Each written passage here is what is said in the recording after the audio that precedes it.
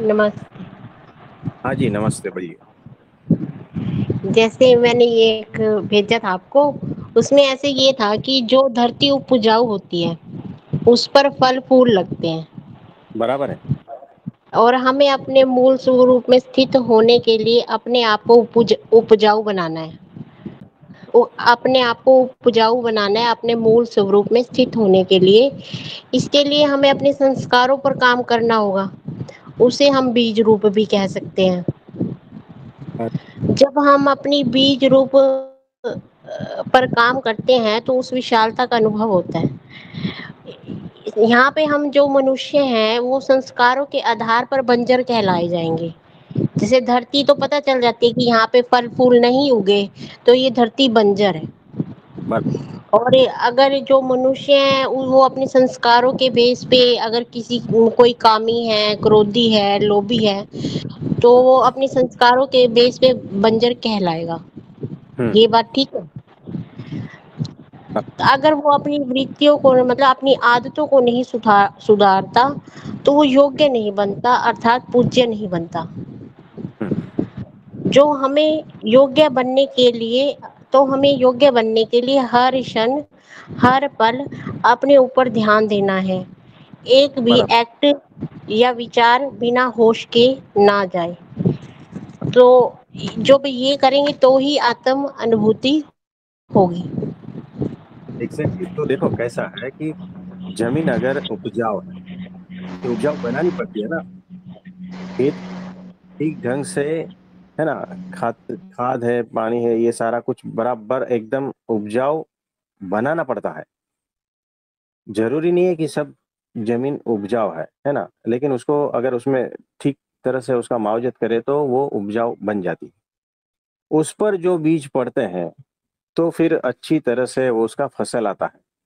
वैसे ही अगर हम अपने को उपजाऊ बनाना है, तो जो सत्पुरुष शब्दों के बीज आपके भीतर डालते हैं ना, तब वो परमात्मा में परिवर्तित होते हैं।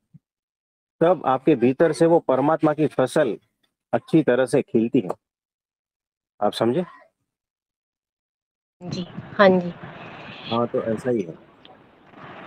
नहीं तो क्या होता है कि आप बंजर हो, पत्थर जैसे हो, हम यहाँ से कुछ भी कहें, पता नहीं चलेगा।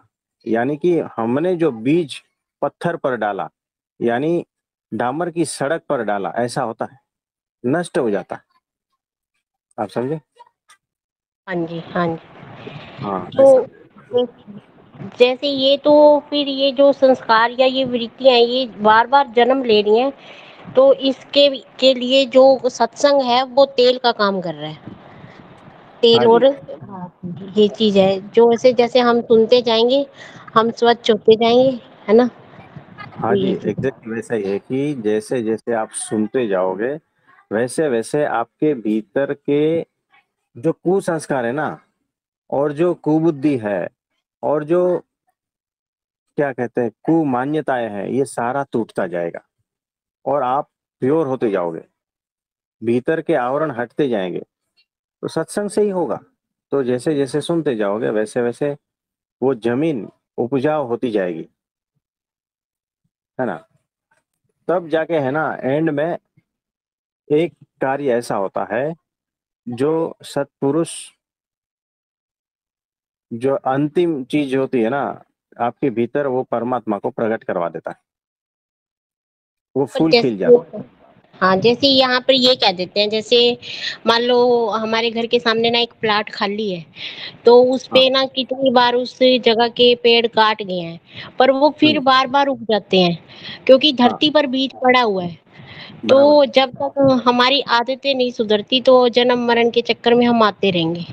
हाँ, तो और यहाँ एग्ज़ैक्टली, क्योंकि देखो वो कारण है ना, भीतर ज़मीन में कारण पड़ा है, वो कारण में से ही सारा कुछ खिलता है। बारिश होती है, कारण में से ही सारा कुछ खिलता है। वो कारण है ना, बीज है, वो कारण शरीर है, हमारे भीतर भी ऐसा ही है। तो अक्षर ब्रह्म सत्पुरुष ही उस कारण शरीर को नष्ट करता है और आपके जन्म मरण के चक्कर को खत्म कर देता है। हम एक अपने घर में हम फर्श बना लेते हैं, हाँ, तो जब उसमें पत्थर लग जाता है तो हाँ, वहाँ पे पेड़ पौधे नहीं उगते। बराबर है। तो वो पत्थर भी पर इस धरती पर है, पर वो हाँ। चेतना का तल बड़ा नीमन है। तो हम्म। मतलब यहाँ पे हमारी चेतना और मनुष्य जाति में भी चेतना के स्तर अलग अलग है। तो बराबर है। उसको उससे हम सत्संग से ही होश में आ सकते हैं। हाँ जी, एग्जैक्टली। तो दो तरीके हैं, या तो जो जमीन में पड़ा है ना कारण, बीज ये वो सब कुछ, उसको उखाड़ उखाड़ के फेंक दो, और या तो फिर उसके ऊपर फर्श बना लो, है ना। तो आपने, आपका बिल्डिंग जहां पर है ना, वहां पर तो फर्श और ये सब है, उसमें तो कुछ उगता नहीं ना। बीज तो भीतर पड़े हैं, फिर वो पड़े पड़े नष्ट हो जाते हैं, है ना, फिर वो उपजते नहीं। वैसे ही अगर फर्श बन गई तो भी जो है वो नष्ट हो जाएंगे धीरे धीरे। तो दो तीन तरीके हैं। तो सत्संग जो है ना, बीज को खत्म करता है, फर्श भी बनाता है। फर्श बनाने में दिक्कत क्या है कि अगर फर्श वो उखड़ गई, फिर बारिश हुई ना, तो वापस वहां जंगल आ जाएगा। आपने देखा होगा, पुरानी हवेली, पुराना मकान टूटा फूटा है, अब दीवार में से भी जो है ना, वो पीपल का वृक्ष निकल जाता है, आपने देखा होगा, जी हाँ जी। है ना। तो वैसा भी होता है। तो कारण शरीर नष्ट होना जरूरी है, सिर्फ फर्श तो है टेम्पररी है ना। यानी हमारे संस्कार को खत्म करने के लिए फर्श टेम्पररी है, लेकिन कारण शरीर जो है उसको नष्ट करना, यानी वो बीज जो है भीतर पड़ा है ना जन्म मरण का, और वो जो है ना एक ही अक्षर ब्रह्म सत्पुरुष ही उसे खत्म कर सकता है। उसमें वो सामर्थ्य है, अनंत जीवों के कारण शरीर को खत्म करने की उनमें सामर्थ्य, उनके एक इशारे से सारा कुछ होता है। तो ये बात है। तो शशि भाई जिस वो गए थे और जिनका दर्शन किया था ना, वो अक्षर ब्रह्म सत्पुरुष, उनके जी प्रभु एक जी। इशारे से सारा कुछ होता है ना। तो वैसे अभी आपके पास वचनामृत है, ठीक है, उसमें जी उत्पत्ति सर्ग दिया हुआ है, आप धीरे धीरे पढ़ेंगे ना, पता चलता जाएगा। और एक बार में नहीं पता चलेगा, एक महीने के बाद भी पता नहीं चलेगा, साल भर के बाद भी पता नहीं चलेगा, लेकिन निराश नहीं होना है, धीरे धीरे पता चलता जाएगा। इजी है लेकिन डिफिकल्ट है। बुद्धिशाली में भी जो बुद्धिशाली है उसके लिए वो डिफिकल्ट है, और किसान से भी गया गुजरा है जिसको कोई पता ही नहीं है, उसके लिए भी वो सरल है। ऐसा ग्रंथ है वो वचनामृत। तो इसको रोज दो वचनामृत पढ़ना है आपको, जी है ना। आने वाली है। अभी सुनीता बहन जी भेज रहे हैं, शशि भाई हाँ, कोई बात नहीं, अभी आएंगे। तो आ जाएगी, कोई बात नहीं। तो दो वचनामृत पढ़ना है जिसके भी पास है, डेली दो वचनामृत पढ़ना है, उस पर चिंतन मनन करना है। कुछ प्रश्न होता है तो लिख लेना है, कुछ उसमें से क्लिक होता है तो भी लिख लेना है। एक जगह पर कुछ समझ में नहीं आता है तो दूसरी जगह पढ़ने से उसको समझ में आ जाता है। ये सारा कुछ होता रहेगा, तो डेली इसका अभ्यास करते रहना, जी प्रभु। है ना। तो जो चीजें समझ में नहीं आती है धीरे धीरे समझ में आने लगेगी। यहाँ पे एक बात और आती है, हाँ। जैसे ये कहते हैं ना कि भाई जैसे जो हमने हमारे बच्चे हैं, हम ये कहते हैं कि वो हमारे हैं, है ना। हाँ जी। तो ये जैसे कहते हैं कि वो हमारे हैं, जैसे तो वो प्रकृति और पुरुष, यहाँ पे ये चीज आ जाती है। तो हाँ। जैसे हम अपने मम्मी से होते हैं, 9 महीने हमारी मम्मी हमें रखती है पेट में, फिर हम हाँ, खाना खाते हैं, जो हमारी मम्मी खाना खाती है हम उसके अनुसार बड़े होते हैं प्रकृति के खाने से। तो वो बराबर। प्रकृति हमारी माँ हुई। बराबर। देखो। और तो फिर यहाँ पे जैसे ये सारे जो पशु पक्षी, ये सब नेचर में है, ये सब प्राकृतिक है। बराबर। और ये प्रकृति फिर बहुत विशाल है, बराबर है। और वो चेतनता भी बहुत विशाल है। हाँ जी। तो इसमें मैं और मेरापन सब मिट जाता है, होता ही अनंतता नहीं का ना, मैं अनुभव। मेरापन। हाँ, मैं मेरापन क्या है? कुछ नहीं है। मेरे आंगन में जो है आम का वृक्ष है, उसमें जो आम आ रही है, क्या कहूँ मैं, वो मेरा है क्या?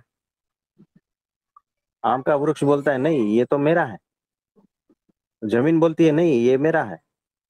हवा बोलती है नहीं हवा मैंने दी है, ये मेरा है। सब अपना ही मान रहे हैं ना, तो कैसे चलेगा? तो यहाँ कुछ भी किसी का भी नहीं है। ये मैं और मेरा जो है ना, वही भ्रम है और वही अहंकार है। तो जिस दिन ये मैं और मेरा हट गया ना, तो असली मुक्ति उसी को ही कहते हैं। फिर चीजें जैसी है वैसी दिखाई पड़ती है ना? फिर असली आनंद आता है। नहीं तो मैं और मेरे में फंसे रहोगे ना, तो आनंद आएगा ही नहीं, बिल्कुल नहीं आएगा। तो ये आप मैंने लिखा, शांति में एकांत में बैठ के लिखा ये, ठीक है। बराबर है। तो हाँ जी। ये मेरा अनुभव बना अपना, और मेरे को इस चीज का रियलाइज भी है कि हाँ ये सब बहुत विशाल है। तो अगर इसमें आनंद भी आ रहा है, वो मतलब कारण शरीर का इसमें हटा रोल, कारण शरीर का। हम मंजिल के आसपास है ना। हाँ बराबर है, बराबर है। तो देखो कैसा है कि मैं और मेरा, उसमें जब फंसे रहोगे ना, तो अपने को सीमित करते हो आप।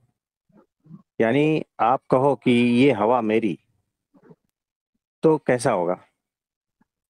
आप स्वीकार कर पाओगे क्या? यानी फिर कैसा होगा पता है कि बाजू वाला फिर तो हवा ले रहा है नाकों से, है ना? वो भी तो श्वास ले रहा है, तो मेरी हवा उसके उधर क्यों गई? तो जितनी भी मनुष्य है सब हवा ले रहे हैं, प्राणी हवा ले रहे हैं, तो मेरी हवा क्यों ले रहे हैं सब? तो फिर आपको दिक्कत होगी। ये सारा कुछ परमात्मामय है। इसमें मैं मेरा का कोई है ही नहीं। देखो आप पंच महाभूत से बने हो, सब यहीं से ही तो लिया है ना। कहाँ से लिया है? ये आप आए उससे पहले क्या था? आप थे ही नहीं ना। यानी शरीर में आए, तो शरीर कहाँ से लिया बताओ? हाँ पंच वो महाभूत तो से ही लिया है ना? यही सारा कुछ तत्व मिल के शरीर बना, और यही सारा कुछ तत्व मिल के मन बना है, अहंकार बना है। और आप कहते हो ये मेरा ये मेरा ये मेरा, है ना? तो मैं और मेरा पैदा हो गया, यहाँ फंस गए आप। अगर ढंग से देखा जाओगे तो ये शरीर आपका है क्या बताओ? सिर्फ कहने का ही है, बाकी कुछ नहीं है। सारा कुछ यहीं लिया था और यहीं सारा कुछ दे के जाना है। तो मैं और मेरा जिस दिन जीवन से विदा हो गया ना, तब असली आनंद आएगा। क्योंकि तब ही चीजें जैसी है वैसी दिखाई पड़ेगी।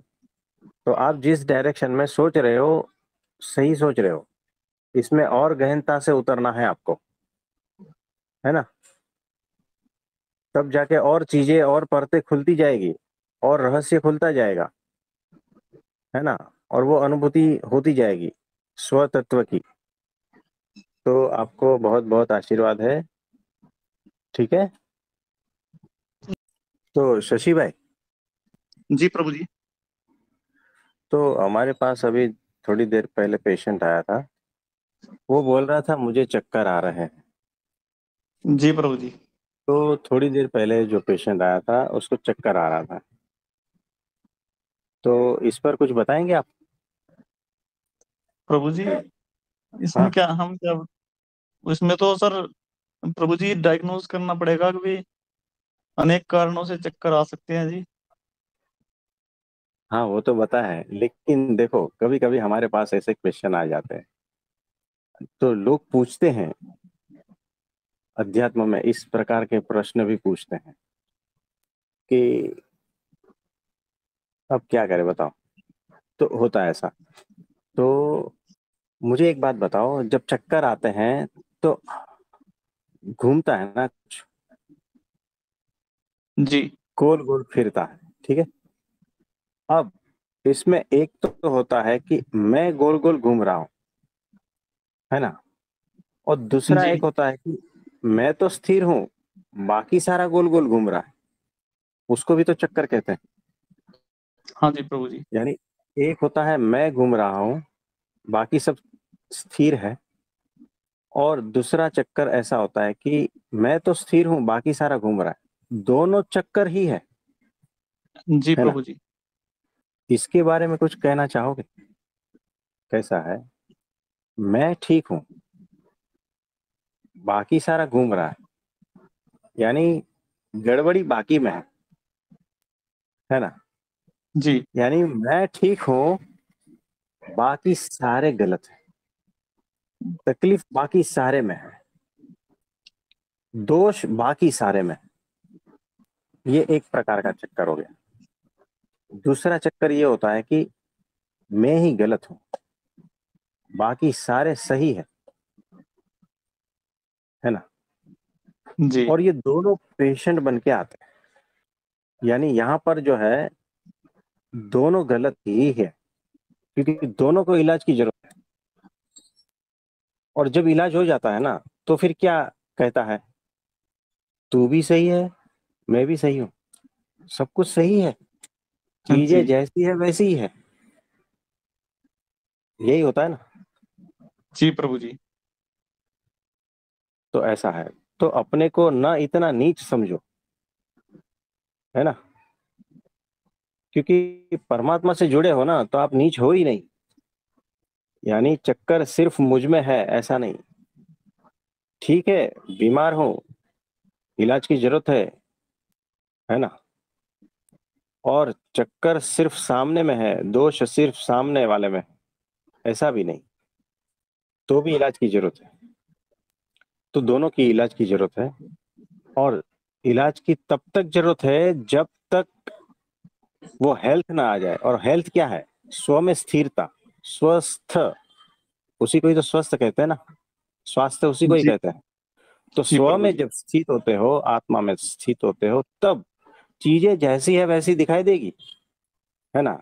यानी तू भी सही है, मैं भी सही हूँ, सब सही है, एकदम सब बढ़िया है, ना कोई शिकायत ना कुछ, है ना?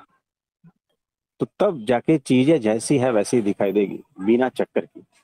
तो आप समझे, ये है चक्कर का चक्कर। जी प्रभु जी। तो देखो, हर चीज यहाँ पर कुछ ना कुछ सिखा के जाती है। वो पेशेंट मुझे सिखा के गया। अगर भीतर सीखने की आप में वो सेंसिटिविटी है ना, तो वो सीख के जाओगे। नहीं तो चक्कर वाले पेशेंट तो बहुत सारे डॉक्टर के पास आते हैं, क्या नहीं बताओ? जी प्रभु जी आते हैं। तो ये बात है। तो चक्कर तो आपने अभी तक बहुत बार सुना होगा ना, किसी को चक्कर आते हैं, किसी को ये चक्कर आते हैं, है ना? हाँ जी। एनालिसिस करो, हो क्या रहा है, चीजों को ऑब्जर्व करो, ये कहना क्या चाह रहे हैं मुझे, होश में आते जाओ, है ना? घटना तो घटना हो गई, होश में आ जाओ, है ना? तो सीखना है हमें कुछ ना कुछ जो है, डीपर मीनिंग। तो बहुत सारे मीनिंग होंगे, लेकिन वही मीनिंग काम के है जो आत्म तत्व तक ले जाता है ना? तो इसमें से बहुत सारे मीनिंग निकल सकते हैं एक ही घटना से। बहुत चिंतन करने के बाद भी अगर आत्म तत्व तक नहीं पहुंचे तो कहाँ पहुंचे? जैसे वो कोलू का बेल रहता है ना, गोल गोल गोल गोल घूमता है, सुबह से शाम तक 50 किलोमीटर चलता है, लेकिन होता वहीं के वहीं। वैसे ही लोग यहाँ चिंतन मनन बहुत खूब करते हैं, अपने दिमाग को कसते हैं तेज, पहुंचते कहीं नहीं है। सोचते बहुत है, पहुंचते कहीं नहीं है।